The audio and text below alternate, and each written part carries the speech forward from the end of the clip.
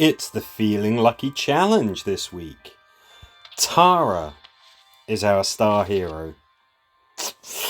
Now, that ain't such a good thing because Tara is not that great. She seems absolutely fantastic initially because you can kind of heal yourself if you get hurt. But the problem is when you get onto later missions, you don't lose health, you just get sent straight to the red. So if ever you were in need of Tara's leadership trait, in need of her help, you're already kind of screwed. So that's why I don't really rate her. She's more useful, you know, for sort of starting out players, for those early missions, but she's just, her usefulness is very limited and quickly her skill kind of becomes completely negated. Now, all of these missions involve searching crates. If you have Glenn available, and he is very easy to get early on, he might just be the MVP here. The fact that you can search a crate, still have an action left is great. If you've got a swift strike weapon, search a crate, kill something, search another crate, or kill something, search crate, kill something else. You know, it's very, very handy. That's how I've got my Glen kitted out, and I recommend you do too.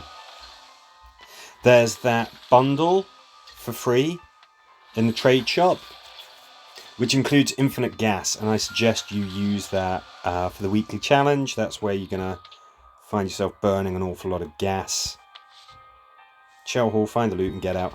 Is there a good way to build a team around Tara with her as the leader? No, not really. I've got Yumiko here. I think that she's a fairly good bet. You know, you're gonna maximize what you can get out of Tara, I suppose.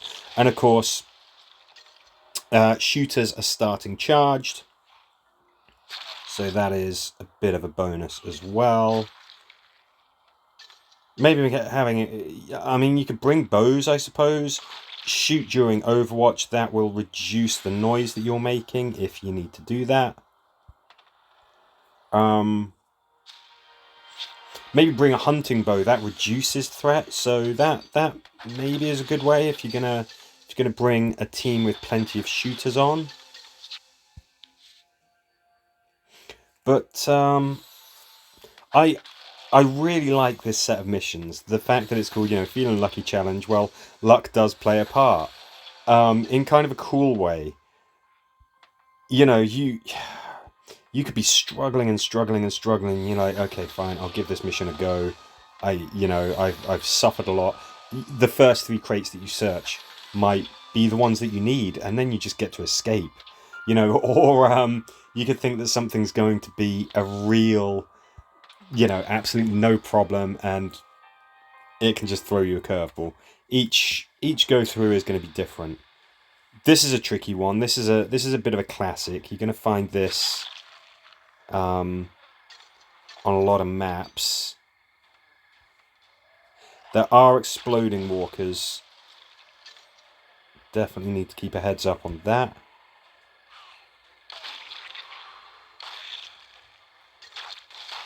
Either take a melee character so that you can safely take out those exploding walkers, or, oops, didn't need to use charge attack there. That was a mistake. Keep it long range. Try and keep the map revealed so that those exploding walkers can't just, you know, take you by surprise. Have all of these missions had threat counters? I think that they have. So definitely noise management could be a concern. Obviously, I'm not really caring. When this gets tricky, if you can, try and keep as many people as you can close to the green bar so that you're ready to escape as and when you found everything that you're searching for.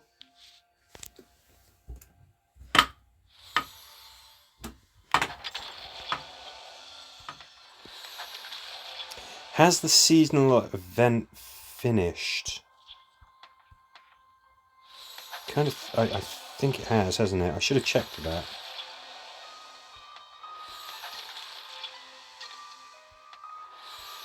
Man, last week's mission, the Dead of Night challenge, that was, I think people were finding that pretty tough. This one, oh no, it's still going. Okay. This one I think is easier than last week's challenge. We've got a worse star hero. She's going to have to be ditched, before long, definitely. I think this is a more fun kind of set of missions as well.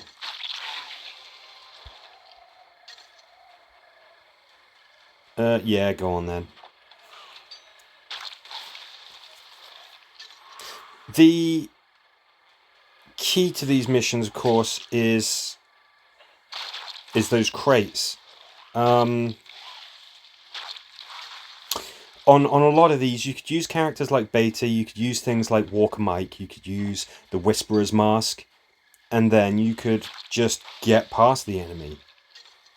None of these are kill a set amount of walkers, or kill all walkers, or kill a tough walk. You don't necessarily have to kill things, basically. You can just sneak past the enemy, and you have every chance of just completing the mission. All you need to do is search those crates. Sure, you're expected to engage the enemy. There's going to be some enemies that you can't, for example, use Beta's herding skill on. Tanks, spikies, things like that. And they might make an appearance later.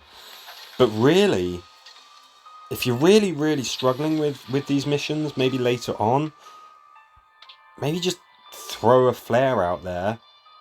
Have a character like Glenn leading, search everything, and just get out of there before they, get their heads up from that distraction. It's an option. I like it when you have missions and it's more than just the most obvious thing. You can use some strategy, basically. Certainly can with these. Now, I'm not going to advance too far too fast. What I will do is that, because Glenn still has his full, range of motion, basically, after he does that. Oh, my gosh. Look at that. Now, there is a lot more to this mission. But like I was saying, sometimes the first 3 crates that you search are the ones that you need. And just getting into a meat grinder, getting into a scrum, a slog with the walkers is perhaps the thing that you want to be avoiding on these kinds of missions. Definitely want to be searching those crates. You want to be finding those clues or whatever the hell it is we're searching for. And you want to be getting out of there. If you do have any dramas with any missions, just say on the comments, and either I or somebody else, I'm sure, will be able to help you. But yeah, Glenn might well prove to be the MVP of these missions, and maybe Beta as well, because he can just slide on by. Just make it so that those walkers do not care one jot about him.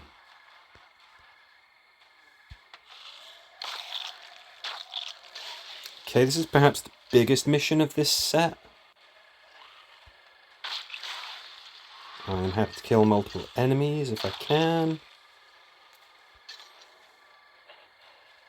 Good thing is, if you've got long-range weapons, you might just be able to take the enemy by surprise.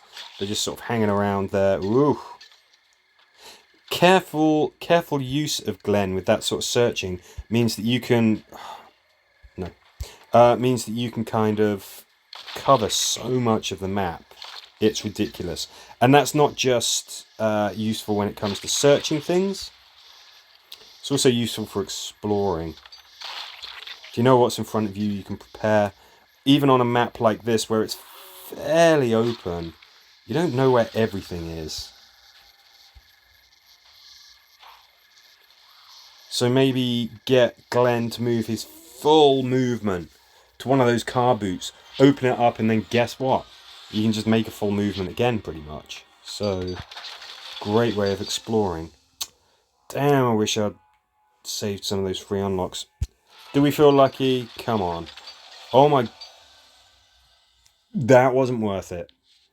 Ironically enough, I did feel lucky. That was rubbish. Oh well. Oh well. Easy come, easy go.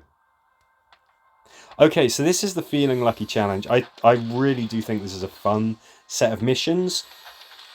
Consider using Glenn, consider using Beta. Don't get stuck fighting those walkers to the death, because you could well lose. Remember your mission. Search those crates and get out in one piece. Alright, well, there you go. That's the first look at the Feeling Lucky Challenge. If you've got any questions, please do ask away. And as ever, thank you for watching.